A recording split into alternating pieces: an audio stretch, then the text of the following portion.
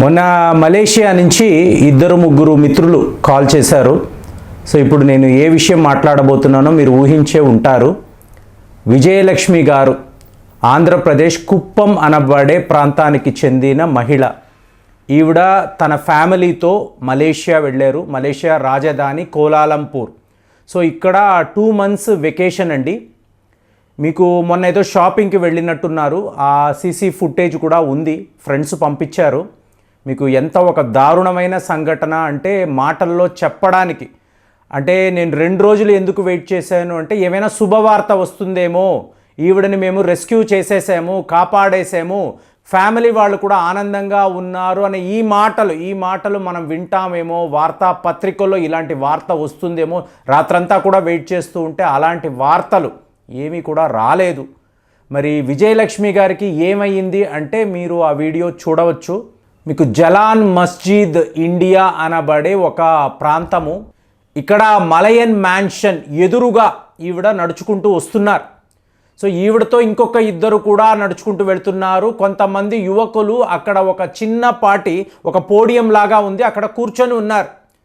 So నడుచుకుంటూ వెళుతున్న వ్యక్తి కరెక్ట్గా మీకు ఈ ప్లాట్ఫామ్ దగ్గరికి వచ్చిన వెంటనే సడన్గా మీకు కింద భూమి కంపించిందేమో అన్నట్టుగా ఒక పెద్ద సింక్ హోల్ అండి. సింక్ హోల్ అంటే మీకు తెలిసే ఉంటుంది, ఒక ప్లాట్ఫామ్ ఉంటుంది మామూలుగా ఉన్నట్టే. అంటే మనము మన ఊళ్ళలో నడుస్తూ ఉంటాం చూసారా, బళ్ళు వెళుతుంటే పక్కన ప్లాట్ఫామ్స్లో నడుస్తూ ఉంటాం. అక్కడ సడన్గా ఈ కార్బోనేట్ రాక్స్ అంటారు చూసారా, అవి మీకు కుదించుకుపోవడం, సడన్గా పడిపోతాయి. ఆ పడిపోవడము మీకు ఒక పెద్ద హోల్, దీన్నే సింక్ హోల్ అంటారు. సో నేరుగా ఈవిడ సింక్ హోల్లో పడిపోయారు. అంటే మీకు రుష్డి అని చెప్పి ఈయన కోలాలంపూర్ యొక్క పోలీస్ చీఫ్. ఈయన ఏం చెప్తున్నారు అంటే ఇలాంటి సంఘటనలు ఎన్నో జరుగుతున్నాయండి. లాస్ట్ ఇయర్ కూడా 2023లో కూడా ఇదే ప్రాంతంలో ఇలాంటి ఒక సమస్య వచ్చినప్పుడు ఇమీడియట్గా మా మలేషియా గవర్నమెంట్ వాళ్ళు చాలా పెద్ద లెవెల్లో యాక్షన్ తీసుకున్నారు. టోటల్గా ఈ రిపేర్ వర్కులు, మెయింటెనెన్స్ వర్కులు అనేవి చెయ్యగలిగారు. సో ఇవాళ ఇది చాలా సేఫ్ అని అనుకున్నాము. కానీ ఈవిడ నడుస్తున్న ఈ ప్లాట్ఫామ్కి అడుగున ఇంత పెద్ద సింక్ హోల్ ఉన్నట్టుగా మేము ఎవరము కూడా ఊహించలేదు. అంటే టోటల్ మలేషియా దేశమే ఇవాళ ఈవిడని కాపాడగలమా? ఎందుకు అంటే మీ దేశంలో ఒక విపత్తు జరిగింది, ఒక ప్రమాదము జరిగింది అనుకోండి, దాన్ని మామూలుగా తీసుకుంటారు. కానీ యాత్రికులు వేరే దేశాల్లో నుంచి మీ దేశానికి వచ్చి వాళ్ళు ఇలాంటి ప్రమాదంలో పడినప్పుడు టోటల్ టూరిజమే డేంజర్లో పడుతుందండి. కాబట్టి మలేషియా ప్రభుత్వం నుంచి, లోకల్ మేయర్ నుంచి, పోలీస్ అధికారులు, total rescue team day and night ఈవిడని ఏదో ఒక రకంగా కాపాడాలి, రెస్క్యూ చేయాలని అహర్నిశలు వాళ్ళు ప్రయత్నాలు చేస్తున్నారు. ఈ సింక్ హోల్ ఏదైతే ఉందో దీనికి ఒక 100 మీటర్ల దూరంలో చూసారనుకోండి, వరుసగా 6 మ్యాన్ హోల్స్ ఉన్నాయండి. అంటే మ్యాన్ హోల్స్ అంటే లిటరల్గా మీరు లోపలికి దిగి ఈవిడ్ని కాపాడవచ్చు.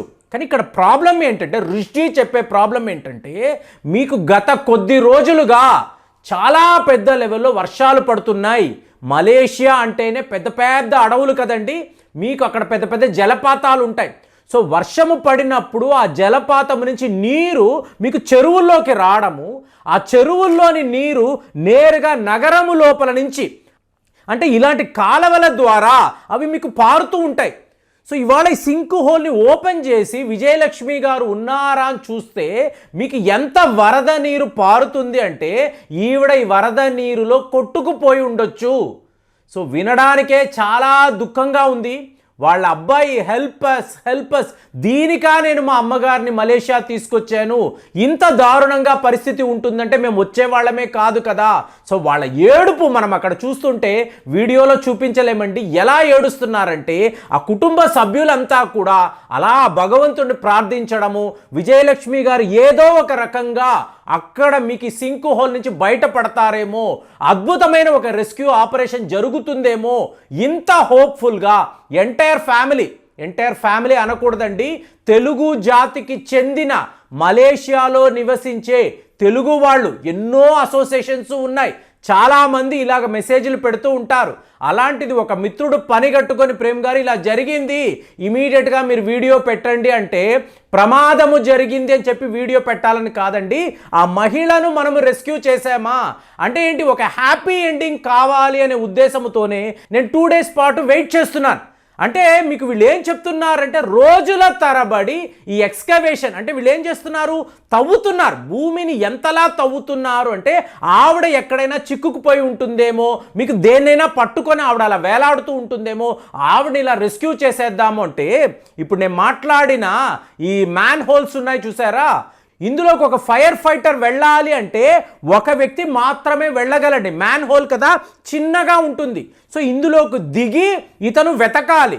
ఒకవేళ ఇతనికి ప్రమాదం అనుకోండి, ఇతన్ని రెస్క్యూ చేయడానికి ఇంకొకళ్ళు రావాలి, అంతే తప్ప 2-3 లోపలికి దిగి ఈవిడ కోసం వెతికే ప్రయత్నాలు చెయ్యలేరు. అలాంటిది మీకు ప్రతి ఒక్క మ్యాన్ హోల్ 6 మ్యాన్ హోల్స్ అన్నారు. 6 మ్యాన్ హోల్స్లో కూడా 6 ఫైర్ ఫైటర్స్ దిగారు, వెతికారు. ఫైనల్గా బయటికి వచ్చి ఎక్కడా ఈవిడ ఆచూకి కనిపించడం లేదండి. ఈవిడ లిటరల్గా నీళ్ళలో కొట్టుకుపోయి ఉంటారు. వరద నీరు కదా, అది ఎంత వేగంతో కొట్టుకుపోతుందో అందరూ ఊహించగలరు. అంటే ఇవాళ వీళ్ళు ఏమంటున్నారంటే ఆ నగర మేయర్ ఏమంటున్నారు అంటే మేము టోటల్గా ఈ వరద నీరు యొక్క ప్రవాహాన్ని ఆపేయవచ్చండి, టోటల్గా ఆపేసి విజయలక్ష్మి గారి కోసం మేము వెతకొచ్చు. కానీ ఏమవుతుంది, ఒక్కసారిగా ఇప్పుడు ఒక పెద్ద డ్యాము వరద నీరు వస్తుంది, ఈ డ్యామ్ని ఆపేరు అనుకోండి, చుట్టుపక్కల ఉండే ప్రాంతాల్లో అంతా కూడా విపరీతంగా మీకు నీరు నిండిపోవడము, ఇది ఒక మ్యాసివ్ వాటర్ కరెంట్కి దారి తీయొచ్చు. చుట్టుపక్కల ఉండే ప్రాంతాలంతా కూడా మునిగిపోయే అవకాశము. అందులో మరి మా మలేషియా ప్రజలు కూడా ఉంటారు కదా, మొత్తము కోలాలంపూర్ని మేము డేంజర్లో పడేస్తాము. ఈ పని మాత్రము మేము చెయ్యలేము, ఈ ఫ్లోని ఆపలేము. ఆవిడ ఎక్కడ దాకా కొట్టుకుపోయారో వెతుకుతాము, ఏదో ఒక రకంగా ఆవిడని కాపాడే ప్రయత్నాలు చేస్తాము. అంటే ఏమండి, ఒక సింక్ హోల్లో అంత డీప్గా ఏకంగా 26 అడుగులు అండి, 26 అడుగులు లోతులో ఈవిడ డైరెక్ట్గా పడిపోయారు. అసలు ఎవరికి అర్థం కావడం లేదు. పక్కన ఉన్నవాళ్ళు మేము ఇలా చూస్తున్నామండి, వితిన్ సెకండ్స్ జరిగిపోయింది. అప్పటిదాకా ఆవిడతోనే మేము నడుస్తున్నాము, సడన్గా ఆవిడ కనిపించడం లేదంటే మేము ఆహారం తినలేకపోతున్నాము, నిద్రపోలేకపోతున్నాము, తలుచుకుంటేనే బాధ, ఏడుపు వచ్చేస్తుంది. మరి విజయలక్ష్మి గారు ఎక్కడ ఉన్నారో, సురక్షితంగా ఉన్నారా అంటే ఇంత నీరు, మీకు ఇంత పెద్ద ప్రవాహము, వాటర్ కరెంట్స్ ఎక్కువ ఉంటాయి. మరి ఇందులో పడిన ఆవిడ ప్రాణాలతో తిరిగి వస్తే నిజంగానే ఆ దేవుడు ఉన్నాడు, ఆ భగవంతుడి మీద మనము పెట్టుకున్న నమ్మకము, ఆ ప్రార్థనలు సర్వము మీకు ఖచ్చితంగా జరుగుతుంది అనే నమ్మకాన్ని ఇస్తుంది. ఒకవేళ అలా జరగలేదు అనుకోండి, మీకు ఆ దేవుడితోనే ఈవిడ కూడా కలిసిపోయారు, వెళ్ళిపోయారు, జల సమాధిలో ఈవిడ ఇరుక్కుపోయారు అని చెప్పి మనం అనుకోవాలి. మరి ఈరోజు ఈ వీడియో మాట్లాడుతున్నంతసేపు కూడా విజయలక్ష్మి గారికి సంబంధించిన ఎటువంటి అప్డేట్ రాలేదండి. ఒకే ఒక వార్త మాత్రం నేను విన్నాను, చదివాను. ఏమిటి అంటే ఈవిడ ధరించిన చెప్పులు ఉన్నాయి చూసారా, వాటిని వీళ్ళు వెలికి తీయగలిగారు. ఇదేనండి విజయలక్ష్మి గారు వేసుకున్న చెప్పులు అంటే వాళ్ళ కుటుంబ సభ్యులు కూడా అవునండి ఇది మా అమ్మగారి చెప్పులే అని చెప్పి వాళ్ళ అబ్బాయి కూడా ధృవీకరించాడు. కానీ చెప్పులు దొరికితే ఏమిటండి ఉపయోగము? విజయలక్ష్మి గారు మనకి దొరకాలి కదా, 48 ఏళ్ళు, ఇంకా చిన్న వయసు. ఈ వయసులోనే ఇంత పెద్ద ప్రమాదంలో ఈవిడ చిక్కుకుపోయారు అంటే తలుచుకుంటేనే బాధగా ఉంది. మలేషియాలో ఉండే తెలుగు వాళ్ళందరూ కూడా ఉక్కిరి బిక్కిరి అవుతున్నారు. కంటిన్యూస్గా నాకు మెసేజ్లు వస్తూనే ఉన్నాయి. కానీ నేను చెప్తున్నాను కదా, నాకు కావలసింది, మనకు కావలసింది ఒక హ్యాపీ ఎండింగ్. ఈవిడ ప్రాణాలతో బయటపడేరు అన్న వార్త మనం వినగలిగితే అదే చాలు. మరి ఈ వార్తలు మీరు కూడా విన్నారా? న్యూస్ పేపర్స్లో చదివారా? బాధపడ్డారా? మన భారతదేశానికి చెందిన ఒక ఆంధ్ర మహిళ, కుప్పం అనబడే ప్రాంతానికి చెందిన ఈవిడకి ఇలా జరగడము చాలా చాలా బాధాకరం అండి. మరి దీని మీద అసలు మీ స్పందన ఎలా ఉందో తెలియజేయండి. మళ్ళీ వచ్చే వీడియోలో కలుద్దాం. జై హింద్.